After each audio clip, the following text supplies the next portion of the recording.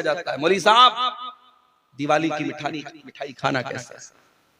ठीक है, मैं मानता हूं कि दिवाली की मिठाई में जो पूजा के लिए जो मिठाई होती है उसको अलग कर दिया जाता है, मगर है तो वो एक शिरकिया त्योहार का सिंबल। भाई हमारे शरीयत के हिसाब से इस दुनिया का सबसे बड़ा पाप ये है कि अल्लाह के अलावा किसी और की इबादत की जाए।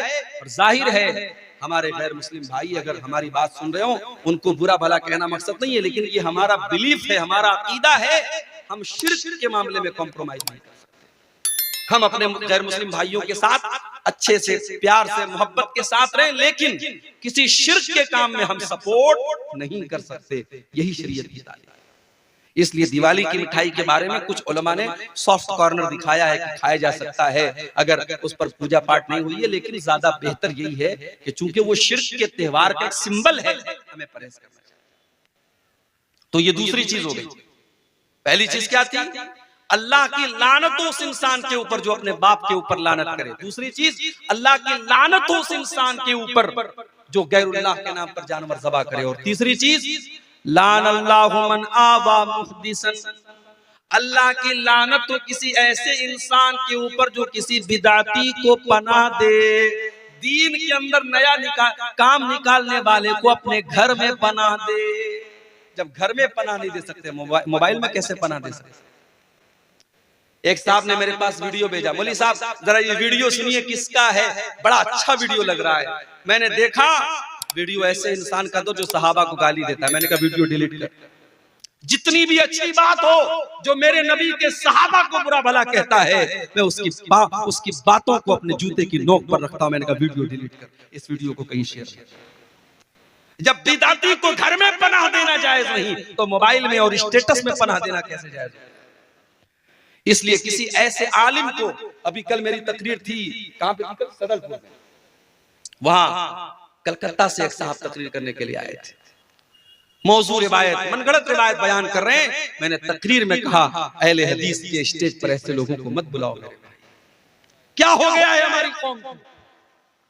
अभी एक जलसे में मैंने सुना ऐसे मुकर्रिर को बुलाया जा रहा है जिसके बाकायदा यूट्यूब के ऊपर भजन मौजूद है, जो गैरुल्लाह के लिए भजन गाता है और गैरुल्लाह के लिए जो है अल्लाह के अलावा दूसरों की तारीफ में वो लंबे लंबे कसीदे पढ़ता है और कुफरिया बातें करता है। उसको आज हमारी जमात अहले हदीस के और शेरशाबादी के स्टेज पर बुलाया जाता है। ये शर्म की बात नहीं? मेरे भाई, अकीदा भी कोई चीज होती है, ईमान भी कोई चीज होती है। हमारे स्टेज का एक वकार है, एक सम्मान है, एक डिग्निटी है, एक पहचान है, एक आइडेंटिटी है। उसको बर्बाद मत करो मेरे भाई। जिसकी भी लच्छेदार बातें हैं और जिसके कभी आपने नाम सुन लिया, उसको बुलाने मत लगो। पता लगाओ वो आलिम है कि नहीं, वो अहले हदीस है कि नहीं, उसका अकीदा सही है कि नहीं। जब बिदाती को पनाह देना जायज नहीं है, तो बिदाती को अपने मोबाइल में भी पनाह देना जायज है। चौथी चीज, वलान अल्लाहु मन गय्यर मनारल अर्ज़, और अल्लाह ताला की लानत उस इंसान के ऊपर जो जमीन के निशानों को मिटा दे, जो अपने खेत के निशान को मिटा करके पड़ोसी के खेत पर नाजायज कब्जा कर ले, अपनी जमीन के कागजात में हेर फेर करके अपने भाई की जमीन पर नाजायज कब्जा कर ले, जमीन के निशानात को मिटा ले, उस इंसान के ऊपर अल्लाह की लानत हो। अच्छा, मुझे एक बात समझ में नहीं आती, किसी की जमीन हड़प कर आप क्या लेके जाएंगे मेरे? मान लो आपने किसी की जमीन नाजायज तरीके से हड़प ली, आपको तो जाना है 2 गज जमीन में ना, उससे ज्यादा तो नहीं मिलेगी आपको। अब वो जमीन आपकी औलाद, आपके बच्चे फायदा उठाएंगे। आप खुद भी गुनहगार हुए, आपके बच्चे भी गुनहगार होंगे, और आपको मिलने वाली भी चीज नहीं है, आप तो कब्र ही में जाएंगे। ऐसी जमीन जायदाद के लालच का क्या करना है मेरे भाई? इसीलिए अल्लाह के नबी फरमाते हैं, मैं एक इंसान हूं, मेरे पास लोग जमीनों जायदाद का मसला लेकर के आते, हो सकता है कि किसी की चिकनी चुपड़ी बात को सुन करके मैं उसके हक में फैसला कर दूं। ऐ मेरे साहबा, कान खोल करके सुन लो, अगर मैंने गलत फैसला कर दिया और जो हकदार नहीं था उसको मैंने दूसरे की जमीन दे दी, तो कान खोल करके सुन लो, फ़इन्नमा अक़तउ लहू क़ितअतम मिनन नार, मैं जमीन का टुकड़ा नहीं दे रहा हूँ, मैं जहन्नम की आग का टुकड़ा दे रहा हूँ। इसलिए वो जमीन लेने वाला कान खोल करके सुन ले। मेरे भाइयों, सब ठाट पड़ा रह जाएगा जब लाद चलेगा बंजारा। किसी की जमीन जायदाद नाजायज तरीके से मत हड़पो। आज अफसोस की बात है, कचहरियों में, अदालतों में सबसे ज्यादा केस अगर मिलेगा मुसलमान का मिलेगा। कोई भाई की जमीन पर कब्जा करके बैठा है, कोई बहन का हक मार के बैठा है, कोई बेटी का हक मार के बैठा है। मेरे भाई, ऐसा न करो, अल्लाह के नबी ने लानत। और आगे बढ़िए, लानत का हकदार बनाने वाला दूसरा काम, अल्लाह के प्यारे नबी फरमाते हैं, लान अल्लाहु आकिल रिबा व मुकिलहु व कातिबहु व शाहिदैहि। अल्लाह की लानत हो सूद खाने वाले पर, सूद खिलाने वाले पर, सूद की गवाही देने वाले पर, और सूद को लिखने वाले पर। और आपने आगे ये भी फरमाया, वहुम सवा, सबके सब बराबर हैं, खाने वाला भी बराबर, खिलाने वाला भी बराबर, सूद लिखने वाला भी बराबर, और सूद की गवाही देने वाला भी बराबर। आज ये काम भी बड़े धड़ल्ले से हो रहा है।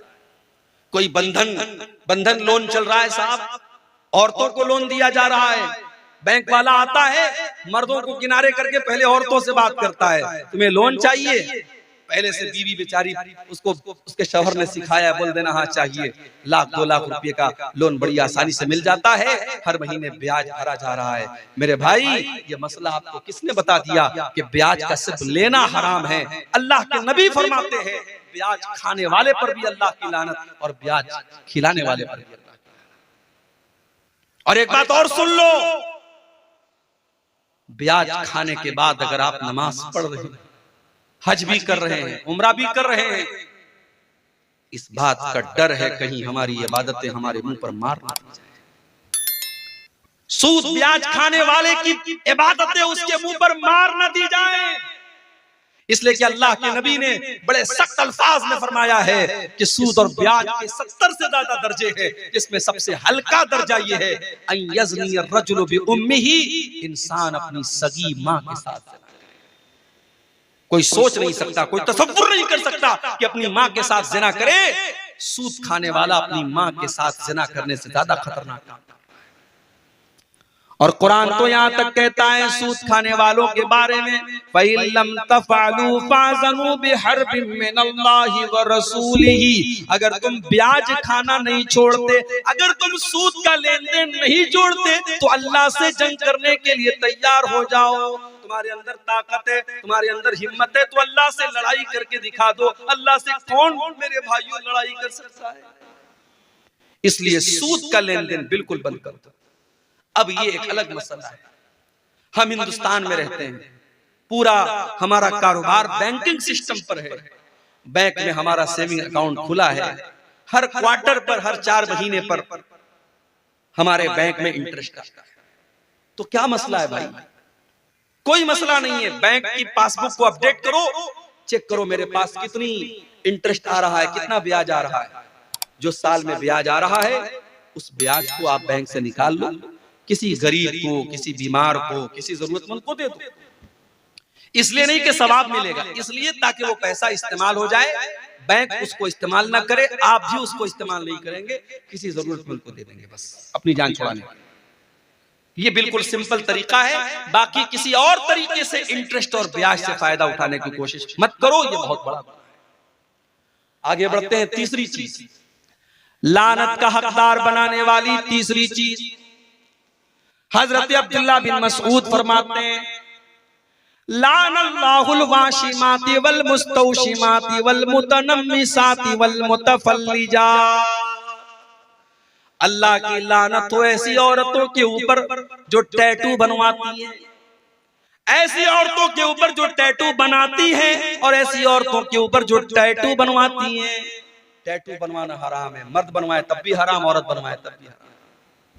आजकल बड़ा रिवाज चला है, शौहर बीवी के नाम का टैटू बनवा रहा है, बीवी शौहर के नाम का टैटू बनवा रही है। हराम है टैटू बनवाना। अल्लाह के नबी ने कहा, गुदना गुदवाने वाले पर और टैटू बनवाने वाले पर अल्लाह की लानत। वल मुतनम्मिसात, और अपने आईब्रो के बालों को नोचने वाली और अपने आईब्रो के बालों को छोटा करने वाली औरतों के ऊपर भी अल्लाह की लानत हो। हाँ, अगर किसी औरत का आईब्रो नॉर्मल से ज्यादा है, जो बाल औरत को नॉर्मल औरतों से ज्यादा है, उस बाल को रिमूव किया जा सकता है। जैसे बाज औरतों के चेहरे पर कुछ दाढ़ी वाड़ी के पास बाल आ जाते, उसको वो रिमूव कर सकती है। अगर किसी औरत की आईब्रो बहुत नॉर्मल औरतों से बहुत ज्यादा है, शक्ल भद्दी लग रही है, उसको नॉर्मल किया जा सकता है। मगर खूबसूरती के नाम पर, मेकअप के नाम पर अपनी आईब्रो को बिल्कुल उसको मिटा देना या छोटा करना, ये जायज नहीं है। अल्लाह के रसूल लानत कर रहे हैं। मसूद कहते हैं अल्लाह की लानत तो ऐसी औरतों के ऊपर जो आईब्रो के बालों को नोचती हैं, वल मुतफल्लिजात, और अल्लाह की लानत तो ऐसी औरतों के ऊपर जो अपने बालों के बीच में गैपिंग करवाती हैं। उस जमाने में मेकअप का तरीका ये भी था, बालों के दांतों के बीच में गैपिंग करवाते थे। लेकिन आज दांतों के बीच में गैपिंग तो नहीं होती है। हाँ, कुछ लड़कियों के या औरतों के दांत जो हैं थोड़े टेढ़े होते हैं, बाहर की तरफ निकले होते हैं, तो उसको डेंटिस्ट के जरिए सीधा करवाया जा सकता है, क्योंकि वो भद्दा लगता है, वो नॉर्मल नहीं है।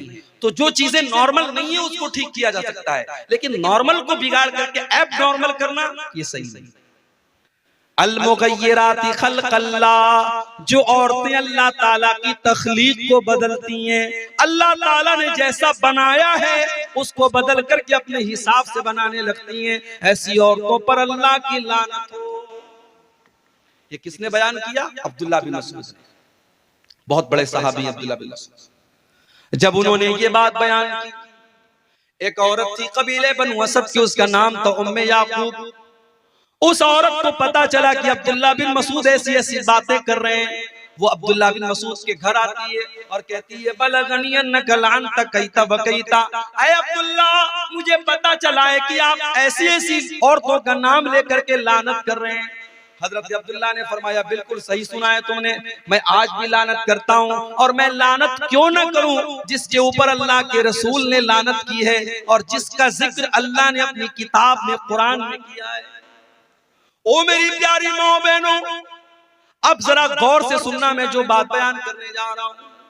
जब उस औरत ने ये सुना कि हजरत अब्दुल्ला ये फरमाते हैं कि जिन औरतों के ऊपर कुरान में लानत की गई है, मैं उन औरतों के ऊपर लानत क्यों न करूं, तो वो औरत क्या जवाब देती है?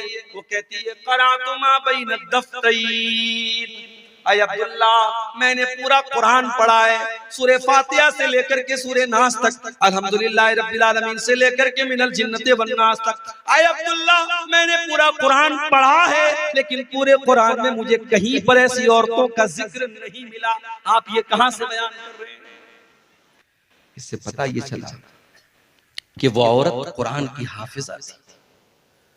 आज बहुत मुश्किल है, लड़कियां आमतौर से हाफिजा नहीं बन पाती, और बहुत सारी लड़कियां हाफिजा बनती हैं मदरसे में, तो जब शादी होती है ससुराल में जाती हैं, अपने किचन का काम करने में, बच्चों को पालने में मगन हो जाती है, कुरान याद करके भूल जाती है। वो औरत कुरान की हाफिजा थी, कुरान की आलिमा थी। आज हमारी लड़कियां कहाँ हैं, हमारी बेटियां कहाँ हैं? कल मैंने सदलपुर के जलसे में कहा था, आज सोनबरसा में भी कह रहा हूं, हमारी शेरशाबादी कौम में मदरसे माशाअल्लाह बहुत सारे खुले हैं, मगर सारे लोग अपनी बच्चियों को मदरसे में नहीं पढ़ाते। बहुत सारे लोग अपने बच्चियों को स्कूल में पढ़ाते, कॉलेज में पढ़ाते हैं, और सही है, जायज है, हराम तो नहीं है, पढ़ा सकते हैं, जरूरी नहीं कि हर आदमी अपनी बच्ची को मदरसे में डाले। मगर जो लड़की आपकी स्कूल में जा रही है, कॉलेज में जा रही है, मुझे बस एक सवाल का जवाब दे दो, उस लड़की को दीन कौन सिखाएगा? वो लड़की किसी हाफिज जी के पास जाकर के कुरान पढ़ लेगी तो उससे दीन तो नहीं सीखेगी। दीन कहां सीखेगी वो? मुझे लोगों ने बताया कि हमारे इलाके में ईदैन की नमाज में औरतों का इंतजाम नहीं होता, ईदगाह में औरतों का इंतजाम नहीं होता। मस्जिदों में मैंने देखा 90% मस्जिदों में जुमा की नमाज में औरतों का इंतजाम नहीं है। आपकी औरतें दीन कहां सीखेंगी मेरे भाई? जलसे में सीखेंगी। जलसे में दीन कम सीखती है, मार्केटिंग ज्यादा करती है। पिंडाल के नीचे औरतें कम मिलेगी, बाजार में दुकानों पर ज्यादा मिलेंगी। जलसे में तो इंटरटेनमेंट ज्यादा होता है, मनोरंजन ज्यादा होता है, दीन कम लोग सीखते हैं। इसलिए मैं बड़े साफ अल्फाज में कहता हूं, अगर अपनी कौम की बेटियों को बचाना है हर मस्जिद में जहां जुमा की नमाज होती है आप कदम आगे बढ़ाइए और औरतों का इंतजाम कीजिए। अल्लाह ने अगर एक फ्लोर बनाने की ताकत दी है, थोड़ी हिम्मत करो। और मैं जानता हूं सीमांचल का ये इलाका पिछड़ा इलाका माना जाता है, मगर जब जो खर्च करने पर आते हैं 6-6 लाख रुपए की जलसे में पिंडाल बनते हैं। अभी कहीं प्रोग्राम होने वाला है, सुना कि 6 लाख का वहां पिंडाल बन रहा है। अभी कल कब्रिस्तान का चंदा हो रहा था सदलपुर में, लोगों ने बताया कि पूरे गांव में कोई घर ऐसा नहीं जहां से हमने कम से कम 5,000 रुपए चंदा न लिया हो। जब काम करने पर इंसान तय कर लेता है कि मुझे ये काम करना है, तो बहुत सारे रास्ते निकाल लेता है। हर जुमा की मस्जिद में औरतों का इंतजाम होना चाहिए। आपके घर की औरतें जब जुमा के खुतबे में जाएंगी, साल में 52 जुमा का खुतबा होता है, जब जुमा के 52 तकरीरें वो सुनेंगी, इंशाअल्लाह वो दीन की समझ उनके अंदर पैदा होगी और बहुत सारे फितने खत्म हो जाएंगे। इसी तरीके से ईदगाह में और ईद की नमाज में भी आप औरतों का इंतजाम कीजिए, पर्दे का बीच में इंतजाम कीजिए, पिंडाल लगवाइए, कुछ भी कीजिए, मगर आप औरतों का इंतजाम कीजिए। अगर नहीं करते हैं तो बंद कर दीजिए अपने आप को अहले हदीस कहना। अहले हदीस सिर्फ आमीन जोर से बोलने वाले का नाम नहीं है। अहले हदीस सिर्फ सीने पर हाथ मारने वाले का नाम नहीं है। अहले हदीस उसको कहते हैं जो कुरान और हदीस पर चलने वाला हो। अगर आपकी औरतें ईदैन की नमाज में उनके लिए आपने इंतजाम नहीं किया है, अल्लाह के आपको जवाब देना पड़ेगा, आपने क्यों इंतजाम नहीं किया है। वो औरत, उसका नाम उम्मे याकूब था, उसने कहा अब्दुल्ला मैंने तो पूरा कुरान पढ़ा है, पूरे कुरान में मैंने कहीं पर भी उन औरतों का तस्करा नहीं पाया जिन औरतों का नाम ले लेकर के आप लानत कर रहे हैं। हजरत अब्दुल्ला ने फरमाया अगर तूने ढंग से कुरान पढ़ा होता तो जरूर तुझे मिल जाता। क्या तूने कुरान के अंदर ये आयत नहीं पढ़ी, वमा आताकुमुर रसूल फखुजुहु वमा नहाकुम अन्हु फंतहु। मेरा नबी तुमको जो दे दे ले लो, और मेरा नबी जिससे मना कर दे रुक जाओ। ऐ खातून, मेरे नबी ने ऐसी औरतों का नाम लेकर के लानत की है। जब मेरे नबी ने लानत की है तो समझो अल्लाह ने लानत की है, क्योंकि अल्लाह कह रहा है मेरा नबी जो दे दे ले लो, मेरा नबी जिससे मना कर दे रुक जाओ। कहती है हाँ अब आपकी बात समझ में आई। उसके बाद वो औरत कहती है ऐ अब्दुल्ला मुझे पता चला है आपके घर की औरतें भी टैटू बनवाती हैं, मुझे पता चला है आपके घर की औरतें भी आईब्रो सेट करवाती हैं। हजरत अब्दुल्ला ने कहा जाओ, मेरे घर की अगर किसी औरत का तुम्हें ये अमल मिल जाए तो आकर के मुझे बताओ। वो औरत घर में जाती है। पता ये भी चला नबी के दौर में तकरीर करने वाले का अपना अमल भी तकरीर के मुताबिक होता था। आज अल्लाह माफ फरमाए, बातें बहुत बड़ी बड़ी हैं, मगर जब अंदर झांक के देखो तो पता लगता है कि सिर्फ बातें ही बातें हैं, अमल बड़ा कमजोर है। हजरत अब्दुल्ला ने चैलेंज देकर के जाओ, अगर मेरी कोई बीवी अगर ये काम करते हुए पाई गई, मैं अपने साथ उसको नहीं रखूंगा। औरत अंदर से आती है, कहती है माफी चाहती हूँ, माजरत चाहती हूँ, आपके घर के बारे में गलत रिपोर्ट मिली थी। कहा अगर मेरी कोई बीवी ऐसा काम करती ना तो मैं उसको अपने निकाह में बाकी न रखता, फिर वो अब्दुल्ला की बीवी ना होती, मैं अपने घर में ऐसी औरत को नहीं रख सकता। तो मेरे भाइयों, मेरी माँ और बहनों, ये तीसरा काम है जिसके करने वाले पर अल्लाह के रसूल ने लानत की है। जो औरतें गुदना गुदवाती हैं, टैटू बनवाती हैं या आईब्रो सेट करती हैं, ऐसी औरतों पर भी अल्लाह के रसूल ने लानत की है। और आगे बढ़िए, नंबर 4, तस्वीर बनाने वाले के ऊपर भी अल्लाह के रसूल ने लानत की है। आपने फरमाया लानल्लाहुल मुसव्विर, अल्लाह की लानत तो तस्वीर बनाने वालों के ऊपर। आपने ये भी फरमाया कि क़यामत के दिन सबसे दर्दनाक अज़ाब तस्वीर बनाने वालों को होगा। युज़ाहिऊन खल्क़ल्लाह, क्योंकि तस्वीर बनाने वाले अल्लाह की तख्लीक का मुकाबला करते हैं। अब यहाँ पे सवाल पैदा हुआ, अब्दुल गफ्फार साहब अगर तस्वीर बनाना हराम है, आप खुद सेल्फी क्यों लेते हैं? आपके साथ नौजवान सेल्फी ले रहा है, आप सेल्फी लेने की इजाजत क्यों देते हैं? तो भाई ये मसला भी समझ लो कि कैमरे की तस्वीरों के बारे में उलमा का इख्तिलाफ है। कुछ उलमा तो कहते हैं कि जब तस्वीर का नाम आ गया तो कैमरे की तस्वीर भी उसके अंदर शामिल है, वो भी हराम है। लेकिन बहुत सारे उलमा का ये कहना है कि कैमरे की तस्वीर वो वो तस्वीर नहीं है जिसका हदीस के अंदर जिक्र किया गया है, क्योंकि हदीस में ये कहा गया कि तस्वीर बनाने वाला अल्लाह की तख्लीक का मुकाबला करता है। जैसे अल्लाह ने हमारे हाथ बनाए, अल्लाह ने हमारे पैर बनाए, तो पेंटिंग बनाने वाला जब पेंटिंग बनाता है तो वो हाथ भी बनाता है, वो पैर भी बनाता है, वो चेहरा भी बनाता है, वो नाक भी बनाता है। फोटो खींचने वाला तो कोई काम नहीं करता, वो तो कैमरे को क्लिक करता है और फोटो खींच लेता है। तो कैमरे के अंदर जो फोटो आता है वो दर हकीकत एक शैडो है, एक अक्स है, वो तस्वीर नहीं है जिसके ऊपर हदीस में लानत की गई है। बहरहाल ये उलमा की एक बड़ी जमात का फतवा है, इसलिए कैमरे की तस्वीर के बारे में गुंजाइश है। और हमारे जो भाई हमारे साथ सेल्फी लेते हैं तो हम इसलिए इजाजत दे देते कि चलो भाई, आज के जमाने में लोग फिल्मी हीरो को अपना हीरो मानते हैं, कोई क्रिकेटरों को अपना हीरो मानता है। अगर हमारा नौजवान अपने उलमा को अपना हीरो मानता है और अपने दीन का काम करने वाले दुआत के साथ वो सेल्फी लेने को अपने लिए शौक की चीज समझता है तो हम बहुत सख्ती नहीं करते हैं। लेकिन फिर भी तस्वीरों के मामले में हमें एहतियात करनी चाहिए। और अपनी बहनों से कहना चाहूंगा, आपका तस्वीर